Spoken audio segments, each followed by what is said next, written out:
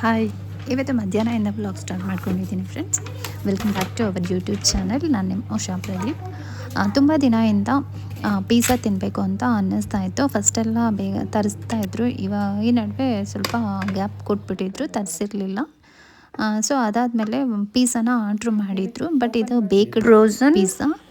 ಇದನ್ನು ಹೇಗೆ ಬಾಯ್ಲ್ ಬೇಯಿಸಬೇಕು ಅನ್ನೋ ಪ್ರೊಸೀಜರ್ ನಮಗೆ ಗೊತ್ತಿಲ್ಲದೇ ಇರೋ ಕಾರಣ ಆ ಪ್ಯಾಕ್ ಮೇಲೆ 7 ಮಿನಿಟ್ಸು ಓವೆನಲ್ಲಿ ಇಟ್ಟು ಬಾಯ್ಲ್ ಮಾಡಬೇಕು ಅಂತ ಇತ್ತು. ಸೊ ನಾವು 7 ಮಿನಿಟ್ ಬಿಟ್ವಿ. ಫೈನಲಿ ಬಂದಿದ್ದು ಈ ಥರ ಫುಲ್ ಎಲ್ಲ ಸುಟ್ಟೋಗ್ಬಿಟ್ಟಿತ್ತು. ನೆಕ್ಸ್ಟು ಅದೇ ಪ್ರೊಸೀಜರಲ್ಲಿ 3 ಮಿನಿಟ್ಸ್ ಇಟ್ಬಿಟ್ಟು ನೆಕ್ಸ್ಟ್ ಇನ್ನೊಂದು ಪಿಜ್ಜಾನ ಬಾಯ್ಲ್ ಮಾಡಿದ್ವಿ. ಫೈನಲಿ ಓಕೆ ಬಂತು, ಚೆನ್ನಾಗಿ ಬಂತು. ಹೇಳಬೇಕು ಅಂತಂದರೆ ಓವೆನಲ್ಲಿ ಆಪ್ಷನ್ ಇರುತ್ತೆ, ಅದನ್ನು ನೀಟಾಗಿ ಸೆಟ್ ಮಾಡಿ ಇಡಬೇಕು. ಮಕ್ಳಿಗೆ ಗೊತ್ತಲ್ವ, ಏನಾದರೂ ತಿನ್ನೋದು ಅಂದರೆ ಭಾರಿ ಇಷ್ಟ ಇರುತ್ತೆ. ಅದು ಯಾವಾಗ ಬಾಯ್ಲ್ ಆಗುತ್ತೆ ಅಂತ 7 ಮಿನಿಟ್ಸ್ ತನಕ ವೆಯ್ಟ್ ಮಾಡಿ ನಾವು 6 ಮಿನಿಟ್ಸಿಗೆ ತೆಗ್ದಿದ್ದೀವಿ. ಮಮ್ಮಿ ಸುಟ್ಟೋಗ್ಬಿಡ್ತಾ ಇದೆ, ಏನೋ ಸ್ಮೆಲ್ ಅಂತ ಹೇಳಿದ್ಲು ಅಂತ ತೆಗೆದ್ರೆ ಈ ರೀತಿ ಆಗಿತ್ತು. ಸೊ ಅಷ್ಟರೊಳಗೆ ಡಿಸಪಾಯಿಂಟ್ ಆಯಿತು.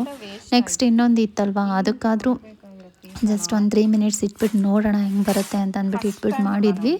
ಓಕೆ, ಚೆನ್ನಾಗಿ ಬಂತು. ಫಾರ್ ದ ಫಸ್ಟ್ ಟೈಮ್ ನಾವು ಈ ಥರ ಮನೆಗೆ ಬೇಕಡ್ ತರಿಸಿ ಇದು ಮಾಡಿರೋದು. ಆಲ್ರೆಡಿ ರೆಡಿ ತರಿಸ್ಬಿಟ್ಟು ತಿಂದ್ಬಿಡ್ತಾ ಇದ್ವಿ. ಅನ್ಯಾಯದಿಂದ ವೇಸ್ಟ್ ಆಯ್ತಲ್ಲ ಪ್ರದಿ. ಎಷ್ಟು ರೂಪಾಯಿ ಇದು? ಆಫರಲ್ಲಿ ಸಿಕ್ಕಿದ್ದು ನಮ್ಮನೆ ಪಿಜ್ಜಾ ನೋಡಿ ಹಂಗಾಗಿ.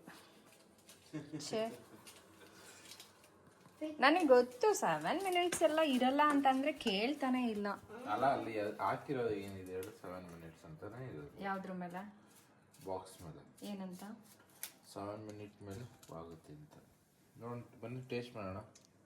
ಇವಾಗ ಬಿಟ್ಟಿದ್ರೆ ಇದಕ್ಕೂ 7 ಮಿನಿಟ್ಸ್ ಇಟ್ಟು ಹೊಗೆ ಹಾಕಿಸ್ಕೊಂಡ್ಬಿಡ್ತಿದ್ರಿ. ಪ್ಲೇಟ್ ಬೇಕು, ತಗೊಂತೀನಿ. ಇದಿಷ್ಟೆಲ್ಲ ಮಾಡೋಷ್ಟ್ರೊಳಗೆ ಈವ್ನಿಂಗ್ಗೆ ಆಗೋಯಿತು. ಅಷ್ಟರೊಳಗೆ ಲೈಟಾಗಿ ಸ್ವಲ್ಪ ಕಾಫಿ ಮಾಡೋಣ ಅಂತ ಹೇಳ್ಬಿಟ್ಟು ಕಾಫಿ ರೆಡಿ ಮಾಡಿದ್ದೀನಿ. ಇದ್ರ ಜೊತೆಗೆ ನನ್ನ ಮಗಳಿಗೆ ಸ್ನ್ಯಾಕ್ಸ್ ಏನಾದರೂ ಬೇಕು ಅಂತ ಕೇಳಿದ್ಲು. ಅಂದರೆ ಪಿಜ್ಜಾ ತಿಂದಿದ್ದಷ್ಟು ಹೊಟ್ಟೆ ತುಂಬಲಿಲ್ವಲ್ಲ, ಅದರಿಂದ ಮನೇಲಿ ಆಚೆಯವರ ಪಾಪ್ಕಾರ್ನ್ ಪ್ಯಾಕೆಟ್ ಇತ್ತು. ಸೊ ಪಾಪ್ಕಾರ್ನ್ ಮಾಡಿಕೊಟ್ರೋಣ, ಚೆನ್ನಾಗಿರುತ್ತೆ ಅಂತ ಹೇಳ್ಬಿಟ್ಟು. ಪಾಪ್ಕಾರ್ನ್ ಮಾಡೋದು ತುಂಬ ಈಸಿ ಫ್ರೆಂಡ್ಸ್. ಒಂದು ಕುಕ್ಕರ್ ತೊಗೊಂಡು ಅದಕ್ಕೆ ಪಾಪ್ಕಾರ್ನ್ ಪ್ಯಾಕೆಟಲ್ಲಿರೋ ಕಾರ್ನ್ ಮತ್ತು ಮಸಾಲನ್ನ ಕುಕ್ಕರ್ಗೆ ಶಿಫ್ಟ್ ಮಾಡಿಬಿಟ್ಟು ಮೀಡಿಯಮ್ ಫ್ಲೇಮಲ್ಲಿ 2 ಮಿನಿಟ್ಸ್ ಬಾಯ್ಲ್ ಮಾಡಿದ್ರೆ ಈ ಥರ ಪಾಪ್ಕಾರ್ನ್ ರೆಡಿ ಆಗುತ್ತೆ. ಇಷ್ಟೆಲ್ಲ ಮುಗಿದ್ಮೇಲೆ ಸಂಜೆ ಅಡುಗೆ ಟೈಮ್ ಆಗೇ ಹೋಯಿತು. ಸಾಂಬಾರು ಯಾವುದೂ ಇಲ್ಲದೇ ಇರೋದ್ರಿಂದ ನಾನು ಫ್ರೆಶ್ ಆಗಿ ಇವತ್ತು ಸಾಂಬಾರು ಮಾಡಬೇಕಿತ್ತು. ಅದನ್ನು ಯಾವ ಸಾಂಬಾರು ಮಾಡ್ತಾಯಿದ್ದೀನಿ ಅಂತ ಇವತ್ತು ನಿಮ್ಮ ಜೊತೆ ಶೇರ್ ಮಾಡ್ಕೊಳ್ತಾ ಇದ್ದೀನಿ. ಇವತ್ತು ಮೊಳಕೆ ಕಾಳಿನ ಸಾಂಬಾರು ಮಾಡ್ತಾಯಿದ್ದೀನಿ, ಅಂದರೆ ಸ್ಪ್ರೌಟ್ಸ್ ಸಾಂಬಾರು ಮಾಡ್ತಾಯಿದ್ದೀನಿ. ಈ ಥರ ಸಾಂಬಾರು ಒಂದ್ಸಲ ಟ್ರೈ ಮಾಡಿ ನೋಡಿ, ತುಂಬ ಚೆನ್ನಾಗಿರುತ್ತೆ ಮತ್ತು ಟೇಸ್ಟಿಯಾಗೂ ಬರುತ್ತೆ. ನಾನು ಯಾವ ಥರ ಮಾಡ್ತೀನಿ ಅಂತ ನಿಮ್ಮ ಜೊತೆ ಶೇರ್ ಮಾಡ್ತಾಯಿದ್ದೀನಿ. ಇದಕ್ಕೆ ಬೇಕಾಗುವ ಇಂಗ್ರೀಡಿಯೆಂಟ್ಸ್ ಏನು ಅಂತ ನಿಮ್ಮ ಜೊತೆ ಶೇರ್ ಮಾಡ್ತಾಯಿದ್ದೀನಿ. ಮೊದಲನೇದಾಗಿ ನಾನಿಲ್ಲಿ ಫಸ್ಟು 1 ಇಂಚು ಚಕ್ಕೆ ತೊಗೊಂಡಿದ್ದೀನಿ, 2 ರಿಂದ 3 ಲವಂಗನ ತೊಗೊಂಡಿದ್ದೀನಿ, ಹಾಗೆ ಅರ್ಧ ಸ್ಪೂನು ಓಂಕಾಳು ತೊಗೊಂಡಿದ್ದೀನಿ, ಮತ್ತು 1 ಸ್ಪೂನು ಗಸಗಸೆ ತೊಗೊಂಡಿದ್ದೀನಿ. ನೆಕ್ಸ್ಟ್ ಇಲ್ಲಿ ನಾನು 2 ಮೀಡಿಯಮ್ ಸೈಜ್ದು ಈರುಳ್ಳಿನ ಸಣ್ಣದಾಗಿ ಹೆಚ್ಚಿಟ್ಕೊಂಡಿದ್ದೀನಿ, ಹಾಗೆ 1 ಗೆಡ್ಡೆ ಬೆಳ್ಳುಳ್ಳಿನ ಬಿಡಿಸಿಟ್ಕೊಂಡಿದ್ದೀನಿ, 1 ಇಂಚು ಶುಂಠಿನ ಸಣ್ಣದಾಗಿ ಕಟ್ ಮಾಡಿ ಇಟ್ಕೊಂಡಿದ್ದೀನಿ, ಮತ್ತು ಒಂದೇ 1 ಟೊಮೆಟೊನ ಸಣ್ಣದಾಗಿ ಹೆಚ್ಚಿಟ್ಕೊಂಡಿದ್ದೀನಿ, ಒಂದು 2 ರಿಂದ 3 ಒಣಮೆಣ್ಸಿನ್ಕಾಯಿನ ತೊಗೊಂಡಿದ್ದೀನಿ. ಅದ್ರ ಜೊತೆಗೆ ಸ್ವಲ್ಪ ತೆಂಗಿನಕಾಯಿ ತುರಿದಿಟ್ಕೊಂಡಿದ್ದೀನಿ, ಸ್ವಲ್ಪ ಕೊತ್ತಂಬರಿ ಸೊಪ್ಪು. ಇದಿಷ್ಟು ನಮಗೆ ಬೇಕಾಗುವಂಥ ಇಂಗ್ರೀಡಿಯೆಂಟ್ಸ್ಗಳು. ನೆಕ್ಸ್ಟು ಗ್ಯಾಸ್ ಸ್ಟವ್ ಆನ್ ಮಾಡಿಬಿಟ್ಟು ಒಂದು ಪ್ಯಾನ್ನ ಬಿಸಿಗಿಟ್ಟಿದ್ದೀನಿ. 1-2 ಸ್ಪೂನ್ ಎಣ್ಣೆ ಹಾಕ್ಬಿಟ್ಟು ಬಿಸಿ ಆದಮೇಲೆ ತೊಗೊಂಡಿರೋ ಅಂಥ ಇಂಗ್ರೀಡಿಯೆಂಟ್ಸ್ನೆಲ್ಲ, ಅಂದರೆ ಈರುಳ್ಳಿ, ಟೊಮ್ಯಾಟೊ, ಮೆಣಸಿನ್ಕಾಯಿ, ತೊಗೊಂಡಿರೋ ಮಸಾಲೆ ಇಂಗ್ರೀಡಿಯೆಂಟ್ಸ್ನೆಲ್ಲ ಹಾಕ್ಬಿಟ್ಟು ಸ್ವಲ್ಪ ಕಲರ್ ಲೈಟಾಗಿ ಚೇಂಜ್ ಆಗೋ ತನಕ ಫ್ರೈ ಮಾಡ್ಕೊತೀನಿ. ನಾವು ಮಸಾಲಾನ ಫ್ರೈ ಮಾಡೋದ್ರಿಂದ ಸಾಂಬಾರು ತುಂಬ ಟೇಸ್ಟಿಯಾಗಿ ಬರುತ್ತೆ. ನೋಡ್ತಾ ಇರ್ಬೋದು, ಇವಾಗ ಟೊಮೆಟೊ ಎಲ್ಲ ಸಾಫ್ಟ್ ಆದಮೇಲೆ ಗ್ಯಾಸ್ ಸ್ಟವ್ ಆಫ್ ಮಾಡಿಬಿಟ್ಟು ಮಿಕ್ಸಿ ಜಾರಿಗೆ ಫ್ರೈ ಮಾಡಿರೋ ಎಲ್ಲ ಮಸಾಲೆ ಇಂಗ್ರೀಡಿಯೆಂಟ್ಸು ತಣ್ಣಗೆ ಆದಮೇಲೆ ಹಾಕ್ಕೊತಾ ಇದ್ದೀನಿ, ಮತ್ತು ಹಾಗೆ ಸ್ವಲ್ಪ ನೀರನ್ನು ಅದಕ್ಕೆ ಸೇರಿಸ್ಕೊತಾ ಇದ್ದೀನಿ.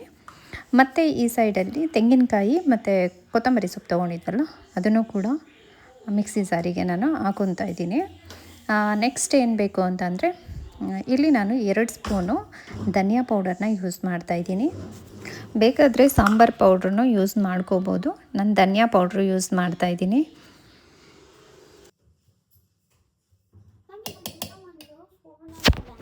ಸ್ವಲ್ಪ ಅಡುಗೆ ಅರಿಶಿನ ಹಾಕ್ಕೊತಾ ಇದ್ದೀನಿ. ಮತ್ತು 1 ಸ್ಪೂನ್ ಆರ್ 2 ಸ್ಪೂನು ನಾನಿಲ್ಲಿ ಕಾಶ್ಮೀರಿ ಚಿಲ್ಲಿ ಪೌಡರ್ನ ಯೂಸ್ ಮಾಡ್ತಾಯಿದ್ದೀನಿ. ಇದು ಯಾಕೆ ಅಂದರೆ ಸಾಂಬಾರು ಕಲ್ಲರ್ ಚೆನ್ನಾಗಿ ಬರುತ್ತೆ, ರೆಡ್ ಕಲ್ಲರು. ಅದರಿಂದ ಕಾಶ್ಮೀರಿ ಚಿಲ್ಲಿ ಪೌಡರ್ನ ಯೂಸ್ ಮಾಡ್ತಾ ಇರೋದು ಅಷ್ಟೇ, ಖಾರಕ್ಕಲ್ಲ ಇದು. ನಿಮಗೇನಾದರೂ ಖಾರ ಬೇಕು ಅಂತಂದರೆ ಚಿಲ್ಲಿ ಪೌಡರ್ನ ಯೂಸ್ ಮಾಡ್ಬೋದು, ಚೆನ್ನಾಗಿರುತ್ತೆ. ಇನ್ನು ಸ್ವಲ್ಪ ನೀರು ಹಾಕ್ಕೊಂಡು ಚೆನ್ನಾಗಿ ನುಣ್ಣಗೆ ರುಬ್ಕೊಂಡು ಬರ್ತೀನಿ. ನಾನಿವತ್ತು ಕುಕ್ಕರಲ್ಲಿ ಮಾಡ್ತಾಯಿದ್ದೀನಿ. ಆದ್ದರಿಂದ ಗ್ಯಾಸ್ ಸ್ಟವ್ ಆನ್ ಮಾಡಿಬಿಟ್ಟು ಕುಕ್ಕರ್ನ ಇಟ್ಟು ಅದಕ್ಕೆ ಒಂದು 5ರಿಂದ 6 ಸ್ಪೂನು ಆಯಿಲ್ ಹಾಕಿದ್ದೀನಿ. ಆಯಿಲ್ ಬಿಸಿ ಆದಮೇಲೆ ಸ್ವಲ್ಪ ಸಾಸಿವೆ, ಕರಿಬೇವು, 1 ಬೆಳ್ಳುಳ್ಳಿ, ಸ್ವಲ್ಪ ಈರುಳ್ಳಿನ ಚೆನ್ನಾಗಿ ಫ್ರೈ ಮಾಡ್ಕೊಳ್ತೀನಿ. ಅದಾದಮೇಲೆ ನೆಕ್ಸ್ಟ್ ತೊಗೊಂಡಿದ್ವಲ್ವ ಮೊಳಕೆ ಕಾಳು, ಅದನ್ನು ಒಂದು ಬೌಲಿಗೆ ಹಾಕ್ಕೊಂಡು ನೀರು ಹಾಕಿ ಚೆನ್ನಾಗಿ ತೊಳೆದು ನಾನಿಲ್ಲಿ ಒಗ್ಗರಣೆಗೆ ಯೂಸ್ ಮಾಡ್ತೀನಿ. ನೀರಲ್ಲಿ ಕಾಳುಗಳನ್ನ ತೊಳೆಯೋದ್ರಿಂದ ಅದರಲ್ಲಿರೋ ಗಲೀಜು ಕ್ಲೀನ್ ಆಗುತ್ತೆ ಅನ್ನೋದು. ಅದಾದಮೇಲೆ ಇದ್ರ ಜೊತೆಗೆ ನಾವು ಮಿಕ್ಸ್ಡ್ ವೆಜಿಟೇಬಲ್ಸ್ನ ಯೂಸ್ ಮಾಡ್ಬೋದು. ಅಂದರೆ ಕ್ಯಾರೆಟು, ಬೀನ್ಸು, ಪೊಟ್ಯಾಟೊ, ಈ ಥರ ನಮಗೆ ಇಷ್ಟ ಆಗೋವಂಥ ಕೆಲವೊಂದಿಷ್ಟು ತರಕಾರಿಗಳನ್ನ ಹಾಕೊಬೋದು. ಇದನ್ನೆಲ್ಲ ಹಾಕ್ಕೊಂಡು ಚೆನ್ನಾಗಿ ಎಣ್ಣೆಯಲ್ಲಿ ಫ್ರೈ ಆದಮೇಲೆ ರುಬ್ಬಿಟ್ಕೊಂಡಿದ್ವಲ್ಲ ಆ ಮಸಾಲಾನ ನಾನಿಲ್ಲಿ ಸೇರಿಸ್ಕೊತಾ ಇದ್ದೀನಿ. ರುಬ್ಬಿಟ್ಕೊಂಡಿರೋ ಮಸಾಲಾನ ಹಾಕಿ 1-2 ನಿಮಿಷ ಹಂಗೆ ಫ್ರೈ ಮಾಡ್ಕೊಂಡ್ಮೇಲೆ ಆಯಿಲಲ್ಲಿ ಅದಕ್ಕೆ ಎಷ್ಟು ನೀರು ಬೇಕು ಅದಕ್ಕೆ ನಾವು ನೀರನ್ನು ಸೇರಿಸ್ಕೊಬೇಕಾಗತ್ತೆ. ಅಂದರೆ ನಮಗೆ ಗಟ್ಟಿಯಾಗಿ ಬೇಕು ಅಂದರೆ ಗಟ್ಟಿಯಾಗಿ, ಇಲ್ಲ ನಮಗೆ ಅಷ್ಟೊಂದು ಗಟ್ಟಿಯಾಗಿ ಬೇಡ ಮೀಡಿಯಮ್ ಆಗಿರಲಿ ಅಂತಂದರೆ ಮೀಡಿಯಮ್ಮಾಗಿ, ನಮಗೆ ಯಾವ ಹದಕ್ಕೆ ಬೇಕು ಸಾಂಬಾರು ಆ ಹದಕ್ಕೆ ನೀರನ್ನು ಸೇರಿಸ್ಕೋಬೇಕಾಗತ್ತೆ. ಮತ್ತು ಇಲ್ಲಿ ಇನ್ನೊಂದು ಸೈಡಲ್ಲಿ ಬದನೆಕಾಯಿ ಅಂದರೆ ಬ್ರಿಂಜಲ್ ಗ್ರೀನ್ ಕಲರ್ದು ಯೂಸ್ ಮಾಡ್ತಾಯಿದ್ದೀನಿ. ಈ ಸಾಂಬಾರಿಗೆ ಬದನೆಕಾಯಿ ಹಾಕೋದ್ರಿಂದ ತುಂಬ ಚೆನ್ನಾಗಿರುತ್ತೆ.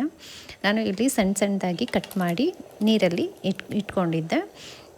ಈಗ ಸಾಂಬಾರಿಗೆ ನೀರೆಲ್ಲ ಸೇರಿಸಿದ ಮೇಲೆ ಒಂದು ಕುದಿ ಬರುತ್ತಲ್ವ, ಆ ಟೈಮಲ್ಲಿ ಬದನೆಕಾಯಿನ ಹಾಕಿ ರುಚಿಗೆ ತಕ್ಕಷ್ಟು ಉಪ್ಪನ್ನು ಹಾಕಿ ಕುಕ್ಕರ್ ಲಿಪ್ನ ಕ್ಲೋಸ್ ಮಾಡಿ 2 ವಿಷಲ್ನ ತೆಗಿತೀನಿ.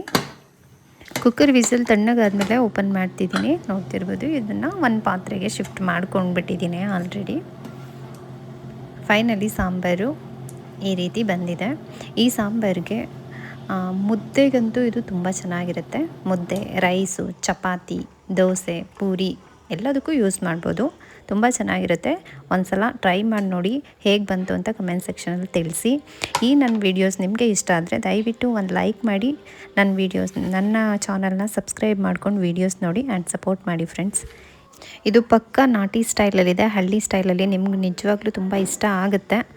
ಒಂದು ಸಲ ಟ್ರೈ ಮಾಡಿ ನೋಡಿ. ನೆಕ್ಸ್ಟ್ ವೀಡಿಯೋದಲ್ಲಿ ಸಿಗ್ತೀನಿ. ಅಲ್ಲಿ ತನಕ ಎಲ್ರಿಗೂ ಬಾಯ್, ಸಿ ಯು, ಟಾಟಾ.